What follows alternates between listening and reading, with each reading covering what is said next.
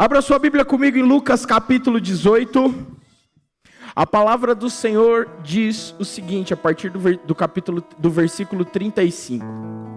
Jesus já estava chegando perto da cidade de Jericó. Acontece que um cego estava sentado na beira do caminho pedindo esmola. Quando ouviu a multidão passando, ele perguntou o que era aquilo. É Jesus de Nazaré que está passando, responderam. Aí o cego começou a gritar: Jesus, filho de Davi, tenha pena de mim. As pessoas que iam na frente o repreenderam e mandaram que ele calasse a boca. Mas ele gritava ainda mais: Filho de Davi, tenha pena de mim. Jesus parou e mandou que trouxessem o cego. Quando ele chegou perto, Jesus perguntou: O que é que você quer que eu faça? Senhor, eu quero ver de novo, respondeu ele.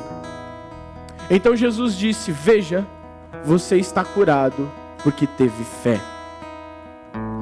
No mesmo instante, o homem começou a ver e, dando glória a Deus, foi seguindo Jesus. E todos os que viram isso começaram a louvar a Deus. Um grito para a liberdade. Quando nós olhamos para esse texto, isso aí é time forte, hein? Meu Deus.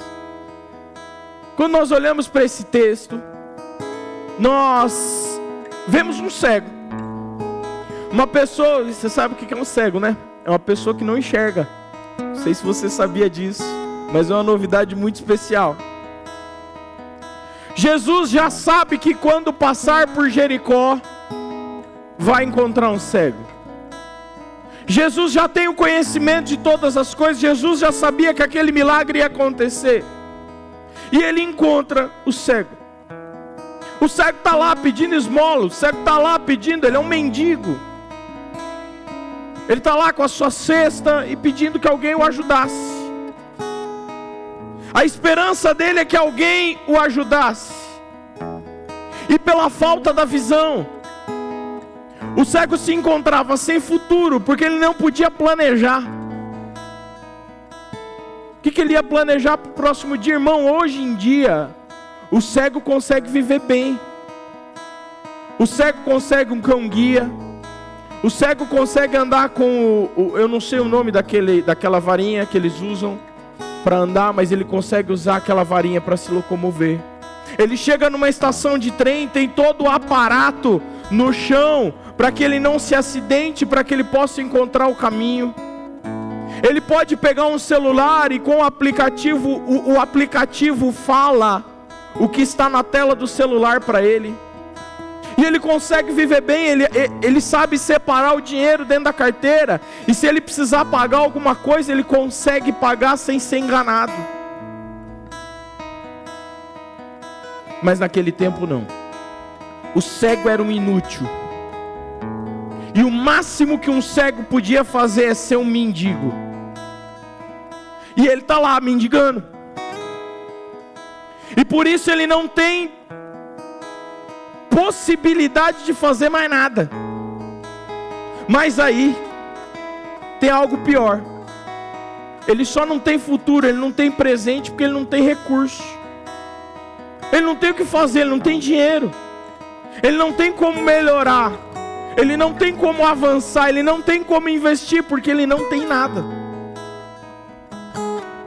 E por ser uma pessoa nessa situação, ele não tem história. Ele não tem passado, ninguém sabe quem ele é. Todo mundo passa por ele, mas ninguém sabe quem ele é.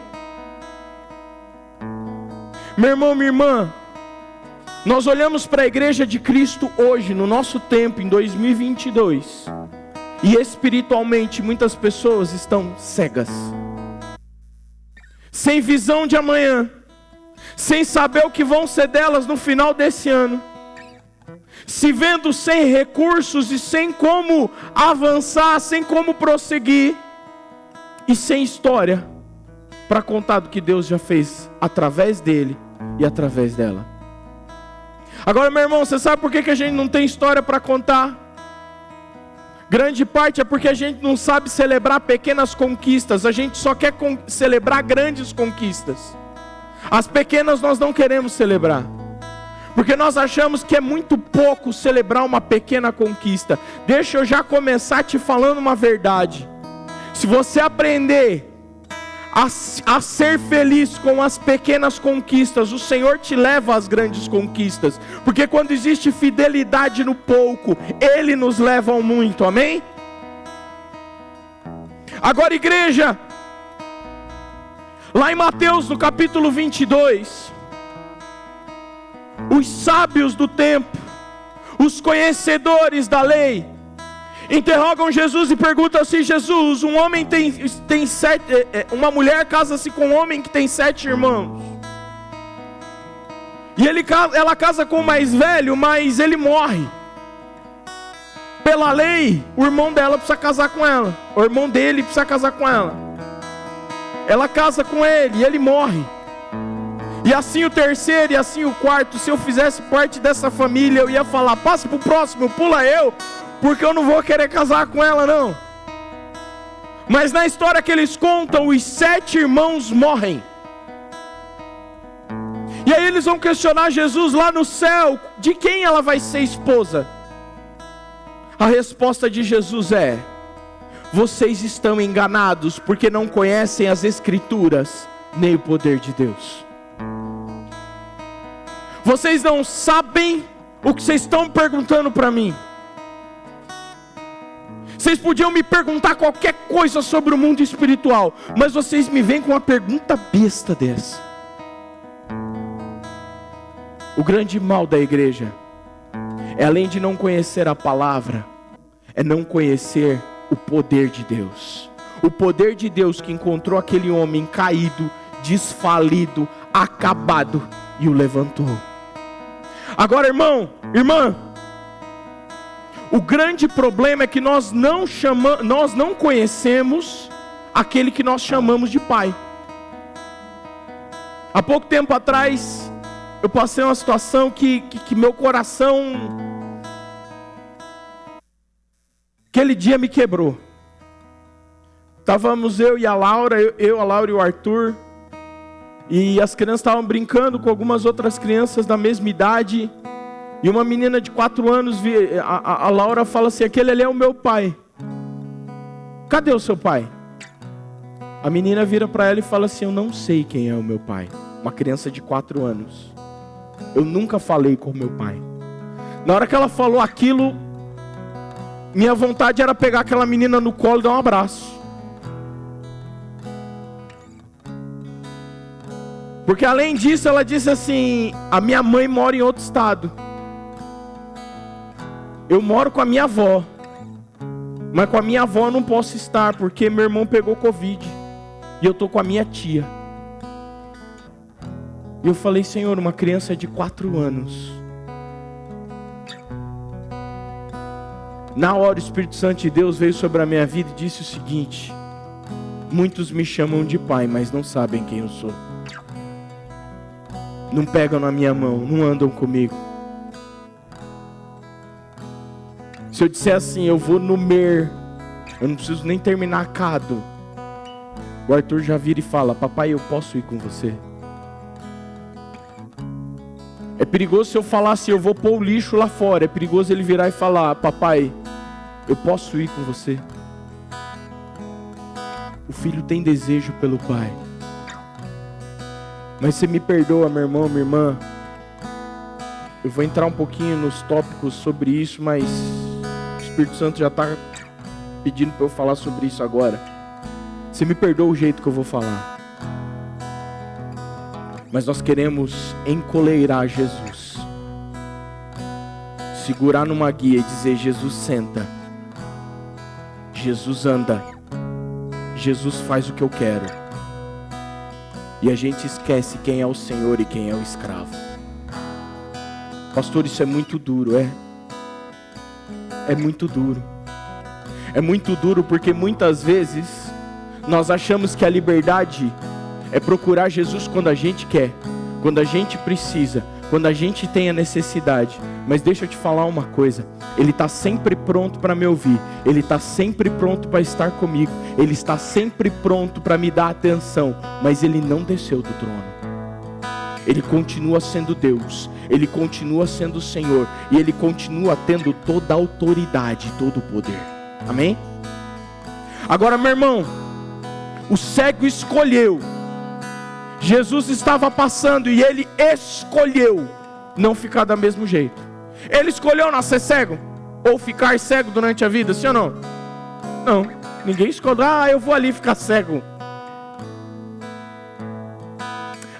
Eu vou ali, vou largar tudo, eu tenho aqui esse meu emprego bom, eu recebo um bom salário, eu tenho bons benefícios, mas eu acho mesmo legal ser mendigo.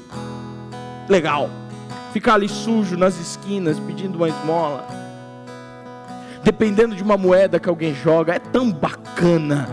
Não, ele não escolheu estar ali.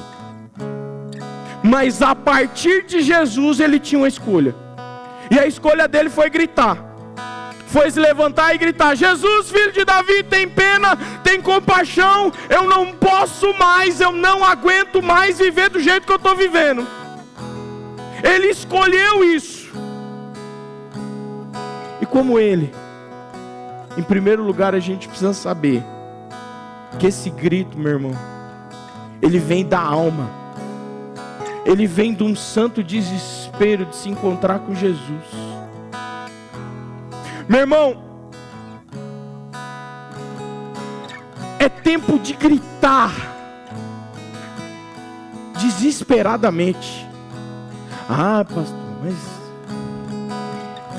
não, gritar assim, gritar, para que gritar? É gritar com a alma. Tem gente que não tem perfil de grito. Fica tranquilo, fica na paz. Mas sua alma tem que gritar, seu espírito tem que gritar. Às vezes a gente recrimina muito o que segue o sentimento da alma. Agora deixa eu te falar uma coisa: se a alma está desequilibrada, ela desequilibra o espírito e desequilibra o corpo. Está cheio de gente doente no físico, porque a alma, porque as emoções estão doentes, porque não souberam gritar. Aquele homem está ferido na alma porque os sentimentos dele estão feridos. Ele está sendo envergonhado, ele está sendo humilhado, ele está sendo desgraçado na sociedade. O físico dele está doendo porque ele não tem ninguém, ele não tem um jeito de andar direito. Ele bate nas coisas, ele cai, ele se machuca. E como é que um espírito se levanta desse jeito? Você está entendendo? Que a gente tem que equilibrar a alma também. A gente fala tanto do espírito e a gente esquece do corpo e da alma. Agora, meu irmão, eu tenho mais facilidade para gritar. Não sei se vocês perceberam. Mas assim, quando eu era criança, lá em Barbacena, a minha avó, ela é membro até hoje, desde que eu me entendo por gente, da Assembleia de Deus do Belém. Você pegar a rua, qual que é aquela rua ali, Xandão? Eu nunca lembro o nome daquela rua. Alto Alegre. Você descer Alto Alegre aqui direto, você vai sair na Assembleia de Deus do Belém. Você chegar lá na porta e perguntar assim: quem é a irmã Tota? É a minha avó. Ela sempre foi membro daquela igreja. Irmão, deixa eu te falar uma coisa. Quando a gente era criança, minha avó cuidava dos netos. Chegava o dia do círculo de oração, minha avó pegava as netaiadas, tudo, levava para o círculo de oração. Ia deixar aquele monte de neto em casa sozinho, isso é doido? Aquele monte de menino. A gente ia acabar com a casa. Então a gente ia para a igreja com a minha avó. E normalmente a gente ficava do lado de fora. Criança é curiosa, sim ou não? A gente ia para a janela e a gente via aquele monte de mulher do coque rodando, pulando, falando em línguas. E eu posso ter crescido numa igreja batista, mas a semente foi plantada foi na Assembleia de Deus do Belém, aleluia. Meu irmão, quando eu falo que o grito tem que vir, ele tem que vir de dentro. Mesmo que ele não saia na boca, às vezes você é tímido e você não grita. Mas a gente precisa buscar essa extravagância. E além no que a gente faz, 2 Samuel no capítulo 6, versículos 14 e 15. Está acontecendo o seguinte, olha bem a situação. A gente vê Davi dançando na presença do Senhor. Davi, vestido um manto sacerdotal de linho, dançou com todo entusiasmo em louvor a Deus, o Senhor. E assim ele e todos os israelitas levaram a arca da aliança para Jerusalém, com gritos de alegria e som de trombeta. É bonito ou não é bonito ler isso? O que aconteceu antes, no mesmo capítulo?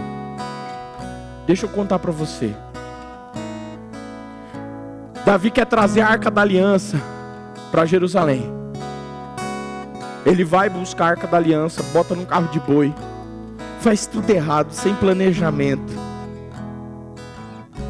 No meio do caminho, a roda do carro de boi cai, menino vai segurar a arca, morre fulminado.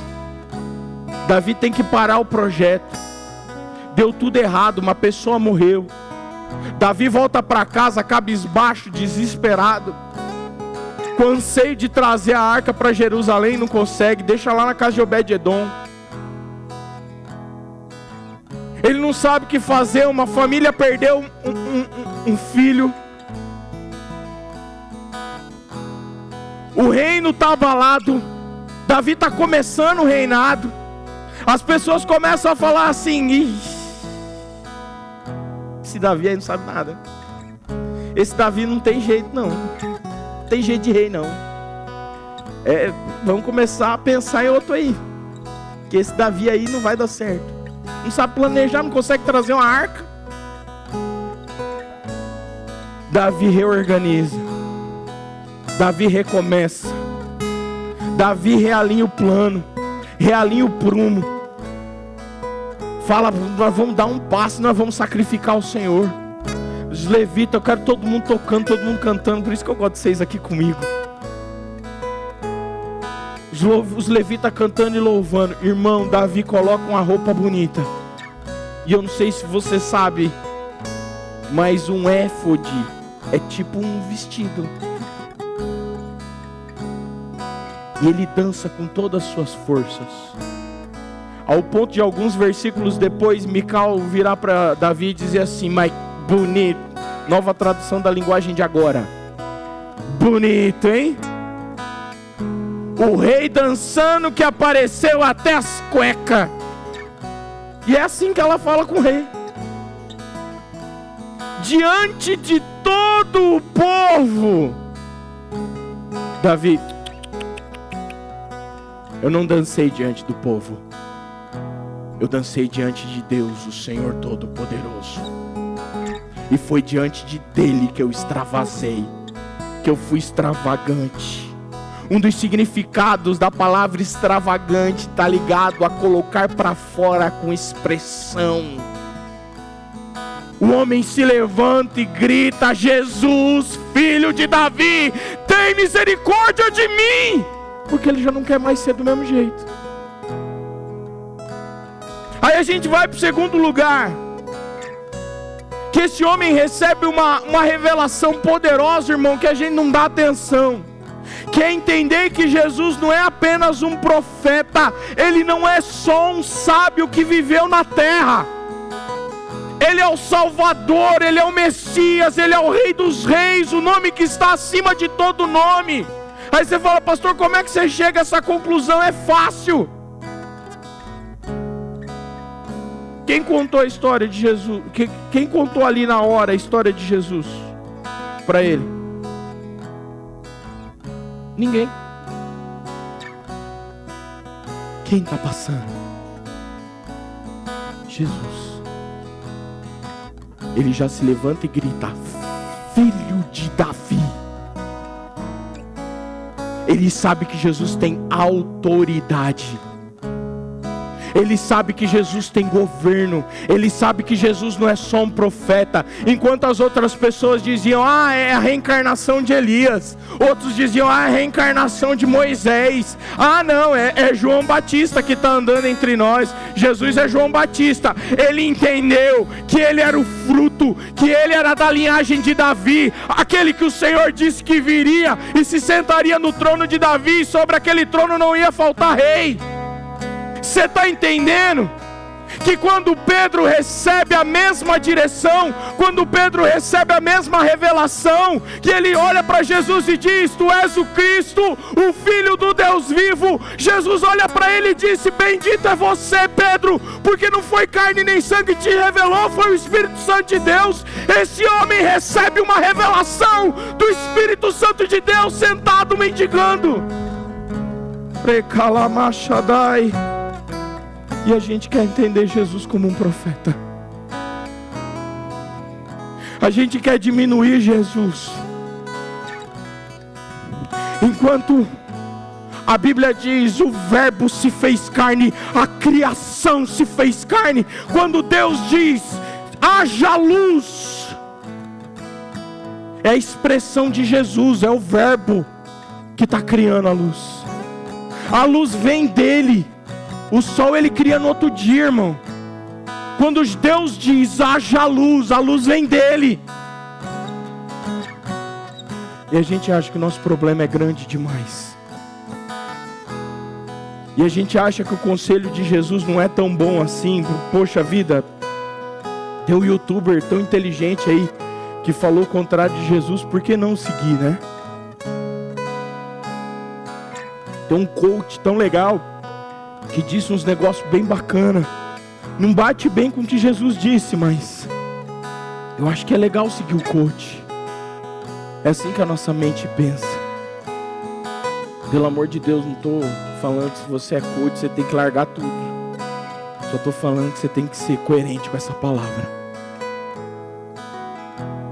A resposta de Jesus na NVI é o seguinte, quando ele diz: eu quero enxergar. A resposta de Jesus na NVI diz o seguinte: a tua fé te salvou. Eu não quero só te fazer enxergar. Eu quero te levar para morar comigo. Eu quero te levar para uma nova história. Eu quero te levar para um novo caminho. Eu quero escrever algo novo com você. E a partir daquele momento, aquele homem que não tinha visão recebe visão. Ele enxerga, mas ele não recebe só visão, ele recebe recurso, que agora ele tem um pai, ele tem um cuidador, ele tem alguém que é sobre ele. E ele não recebe só visão e recurso, ele recebe história, porque agora ele tem uma história para contar, uma história do que Deus fez na vida dele. Só que agora, irmão, ele tem que enfrentar uma coisa. Ele tem que enfrentar os contrários.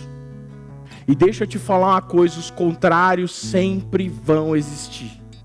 Quem tem pelo menos 6 meses de igreja, dá um tchauzinho aí. Pelo menos 6 meses. Dá um só tchauzinho com força.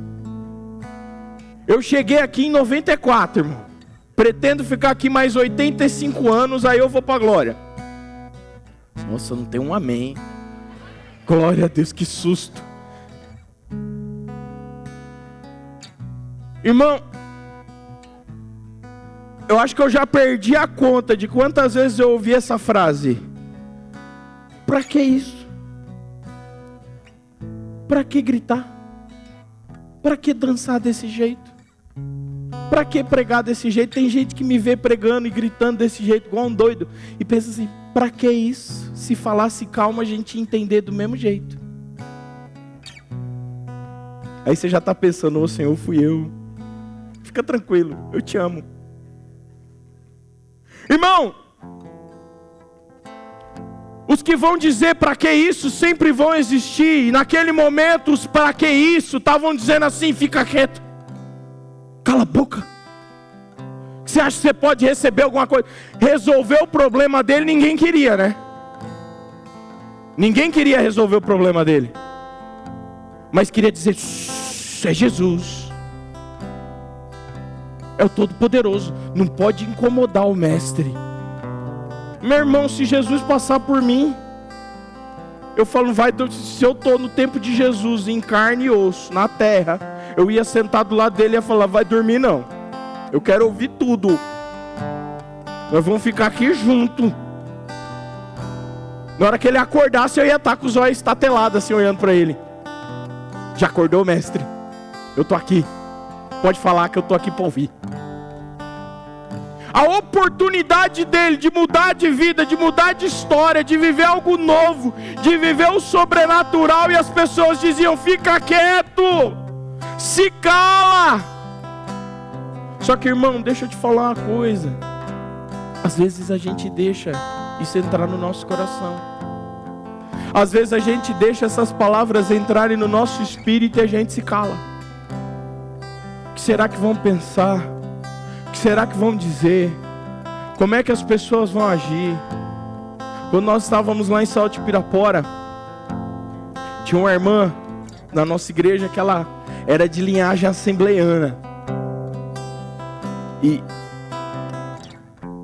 ela tinha ficado muito tempo ali na igreja batista, daquela batista mesmo, sabe? Daquela, se você bater palma, alguém já olha para você e já...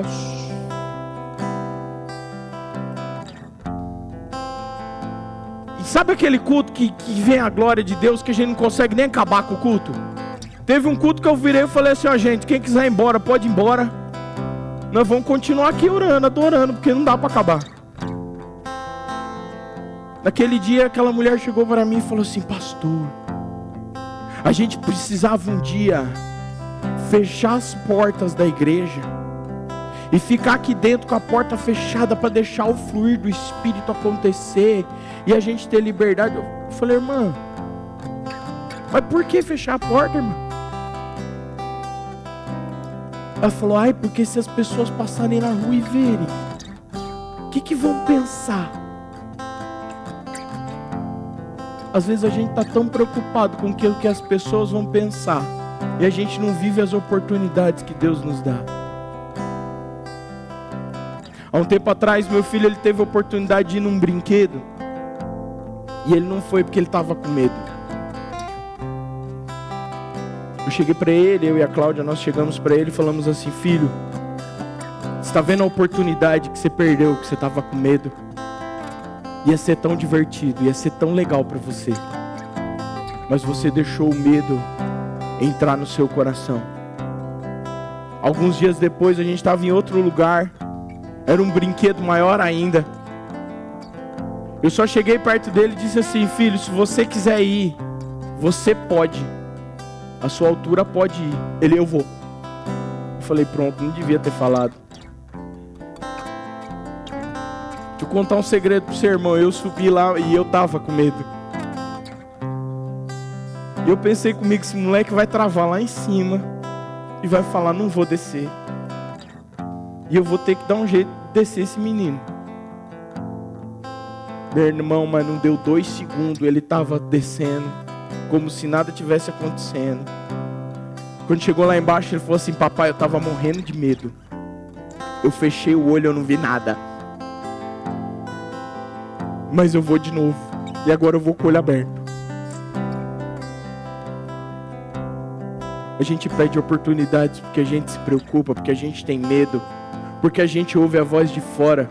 E quando a gente perde essas oportunidades, a gente fica desanimado, a gente fraqueja, a gente se arrasta. 2 Coríntios, no capítulo 4, versículos 16 a 18, diz o seguinte: por isso nunca ficamos desanimados.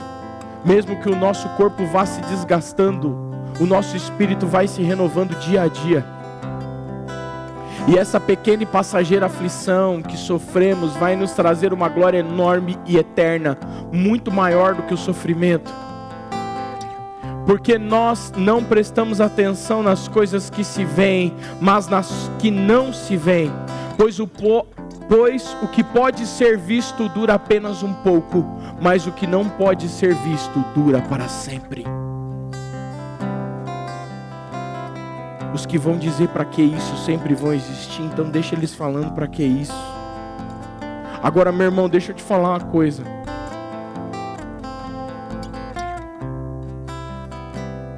Que a gente sofre.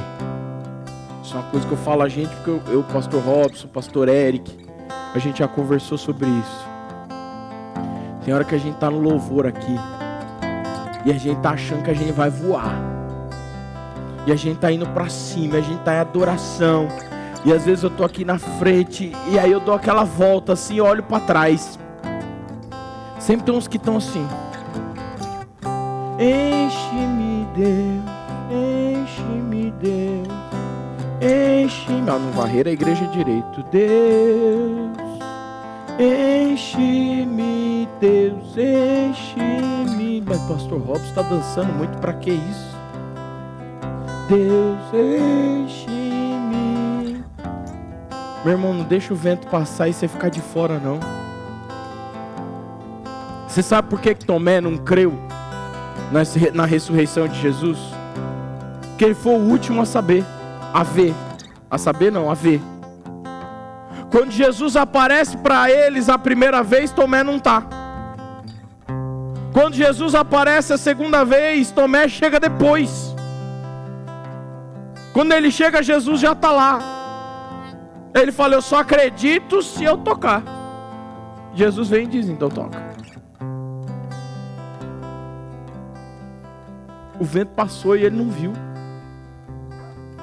Às vezes a gente perde o vento e a gente põe a culpa em Deus, mas é porque a gente não enfrentou os contrários.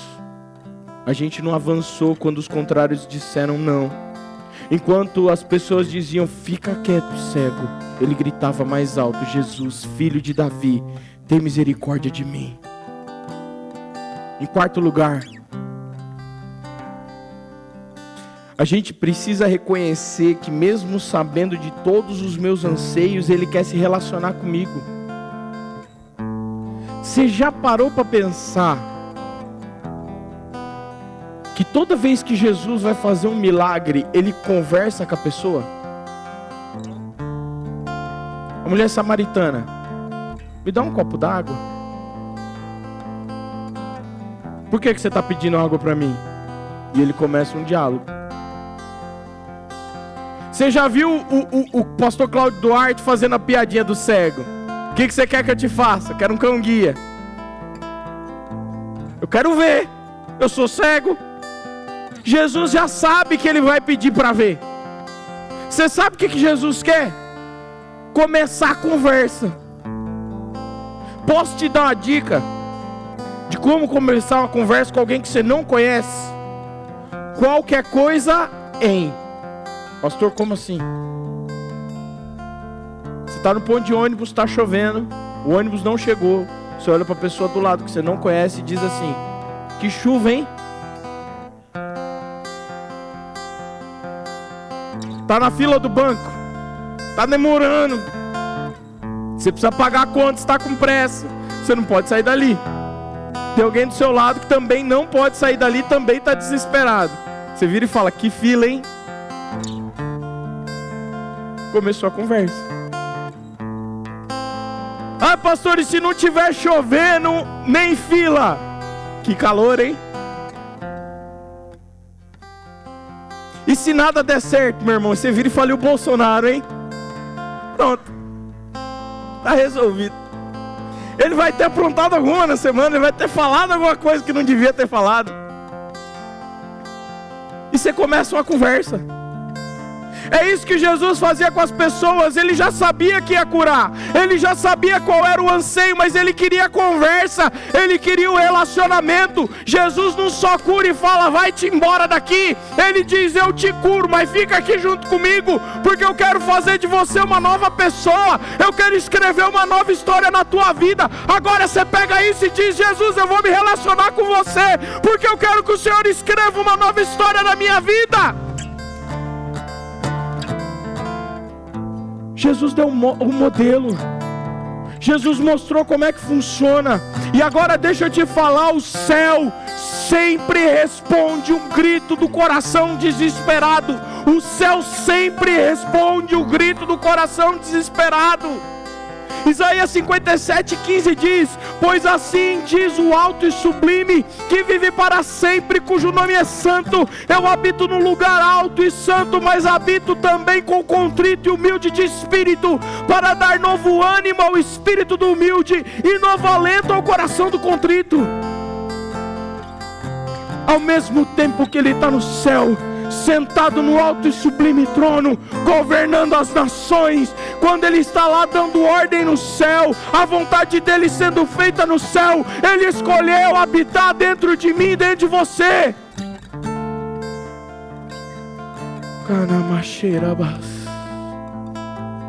Isso, para que a gente possa tocar, para que a gente possa se relacionar com Ele e se relacionar com pessoas, para que a gente possa deixar fluir isso de maneira simples, mais simples que Jesus não tem, meu irmão. Ontem, o pastor Dave Robertson morreu, pastor americano. Se você tiver a oportunidade de conhecer a história desse homem, faça isso.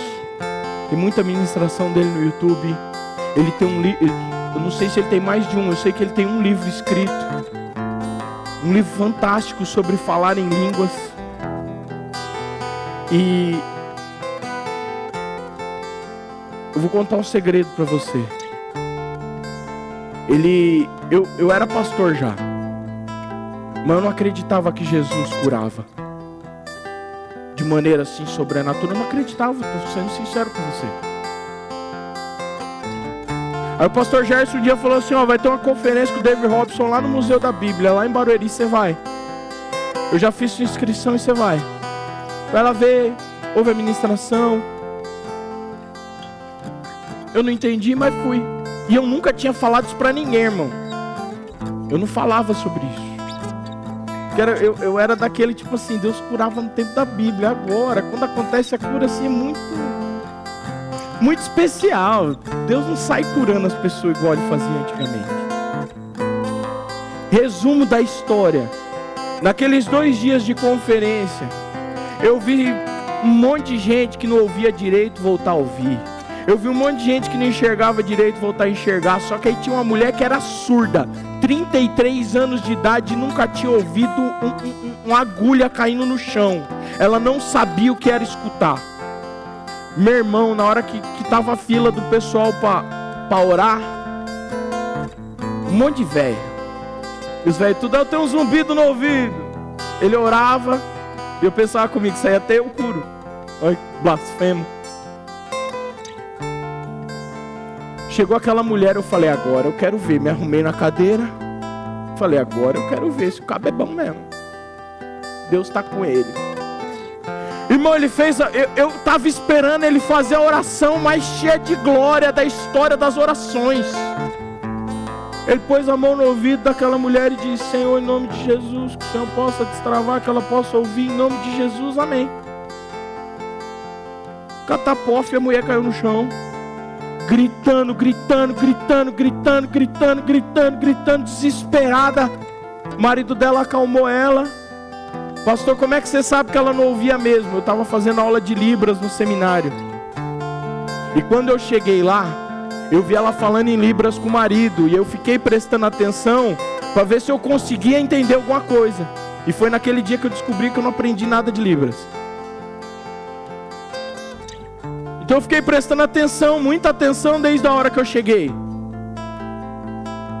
Ela levanta, o marido dela acalma ela e começa a conversar em Libras com ela. Ela ainda não sabe falar, mas em Libras ela diz para o marido: eu não sei o que aconteceu, mas eu estou ouvindo. Naquele dia eu disse: Jesus cura. Teve outras situações. Um homem que estava do meu lado, todo torto, saiu correndo. Coisa maravilhosa, meu irmão. Esse homem faleceu ontem.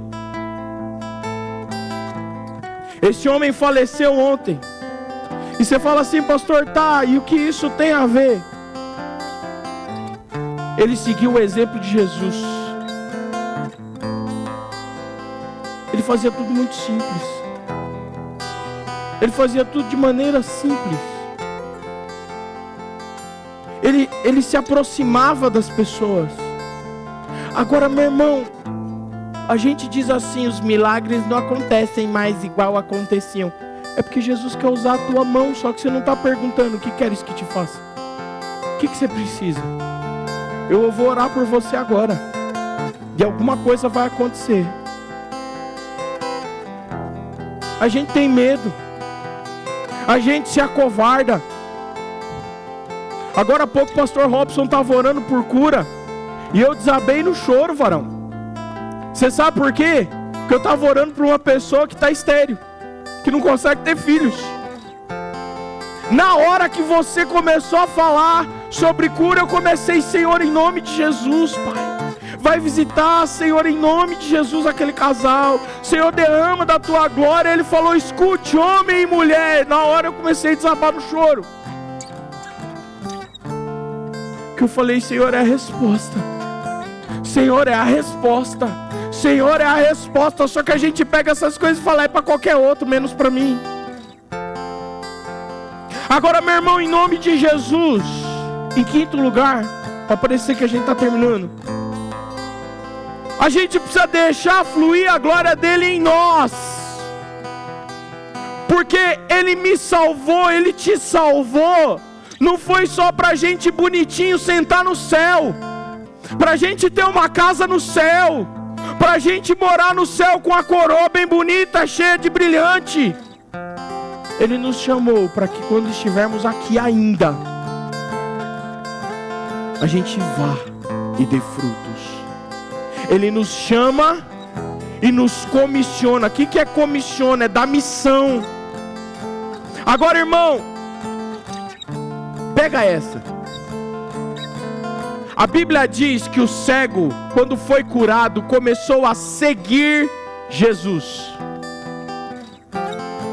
Aí eu fui lá no dicionário e coloquei: seguir.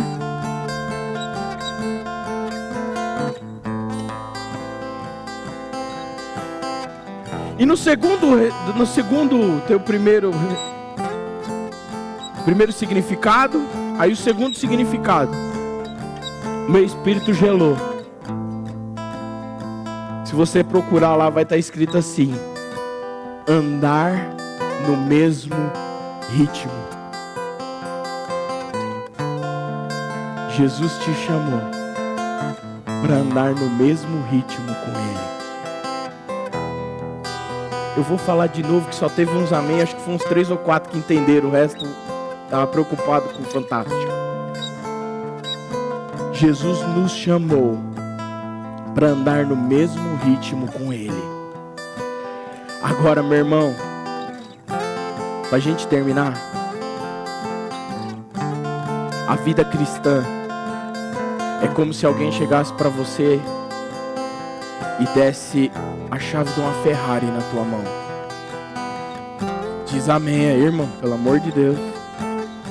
Senhor, quem não disse amém, eu recebo a dele também. Mas é alguém que dá uma chave de uma Ferrari na tua mão e diz assim: eu esvaziei a Castelo Branco para você. Eu mandei desligar todos os radares. Você não vai tomar multa. E você pode sentir todo o poder, todos os pedágios vão estar liberados. Você vai poder sentir todo o poder do motor desse carro. Vai lá, dirige. A gente entra na Ferrari, a gente liga o carro. Aquele barulho maravilhoso, a gente vai em primeira marcha, 60 por hora, daqui até Sorocaba. Faz a volta e volta, 60 por hora, até Osasco de volta. Jesus nos dá as oportunidades e a gente não pega ela. E a gente não abraça elas. E a gente não vive as oportunidades que Ele nos deu. Sei lá por quê, mas a gente não vive tudo. Agora, meu irmão, se seguir significa andar no mesmo ritmo, significa que 2022, sendo o ano da retomada, nós vamos andar no mesmo ritmo de Jesus e nós vamos alcançar esse ritmo, amém? Eu vou viver tudo que o Senhor tem para mim. Eu não tenho nada contra o louvor, mas tem um louvor que diz assim: Deus de aliança, Deus de promessa, amém. Deus é Deus de promessa, mas ao mesmo tempo que Ele é Deus que faz a promessa, Ele é o Deus que cumpre a promessa. É o Deus que faz valer a palavra dEle. E aí o salmista, lá no Salmo 73, vai dizer assim: a quem tenho eu no céu, senão a ti? E na terra nada mais desejo, além de estar junto de ti. O meu corpo e o meu coração poderão fraquejar, mas Deus é a força do meu coração e a minha herança para sempre. Agora, meu irmão, o homem que não tinha nada, recebeu história, recebeu provisão e recebeu visão. O Senhor vai abrir os teus olhos, o Senhor vai abrir o teu entendimento. Obrigado, varão. O Senhor vai abrir o teu entendimento, o Senhor vai te revelar a vontade dEle. Como diz o pastor Jeto, o Senhor vai te dar um desenho, o Senhor vai te dar algo novo. Se você quer viver algo novo, o Senhor vai abrir os seus olhos para algo novo. Mas agora deixa eu te falar, se você pegar o algo novo, colocar numa gaveta e fechar a gaveta, Deus não tem como operar. Porque eis que estou à porta e bato, se alguém abrir a porta eu entro. Agora, se eu e você não abrirmos a porta, não tem jeito. Ele vai respeitar a minha decisão. O Senhor quer te fazer viver grandes coisas. O Senhor quer te fazer viver uma nova história. O Senhor quer construir uma coisa grande na tua vida. Agora deixa eu terminar te dizendo isso. O templo, as paredes da igreja. Aqui eu não estou falando do templo espiritual, aqui eu estou falando do templo parede. É responsabilidade nossa e Deus não põe no nosso coração. Pastor, de onde você tira isso? Davi olha para a casa dele e diz: eu moro numa casa de cedro aplainado. Minha casa é bonita, é a casa mais bonita de Israel. E a arca do Senhor habita dentro de uma casa de pano, dentro de uma tenda que está caída. Ele fala: vamos ofertar, nós vamos construir um templo. Deus não pede templo. Davi decide construir o templo. Edificar essa casa é decisão minha e tua. O povo vem e oferta. Davi cobre a oferta de todo mundo, do próprio tesouro dele, não do tesouro real, do tesouro dele, da família dele. Oferta mais que todo mundo. Mas espera aí, ele é o homem mais poderoso de Israel. Ele é o homem que mora na casa mais bonita de Israel. Ele é o homem que está conquistando tudo, que está vivendo a promessa do Senhor, que tem o que quiser, mas ele diz: eu não tenho nada no céu senão a ti, e na terra eu não tenho desejo por nada senão o Senhor. Um grito desesperado da alma. Eu não sei como é que você está agora, mas eu estou doido para gritar. Gritar em direção à liberdade que é Jesus.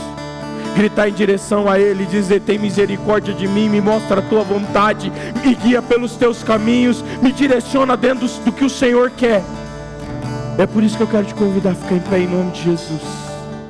Olá, eu sou a pastora Neuza e eu vim aqui para te agradecer por você ter participado, ter assistido mais um culto online que foi transmitido pela nossa comunidade. Eu espero que você tenha gostado e que você volte outras vezes, e você pode também nos seguir pelas nossas mídias sociais ou nos visitar. Estamos aqui na Avenida Cruzeiro do Sul, 360. Venha que você será muito bem-vindo e Deus abençoe a sua vida. Até!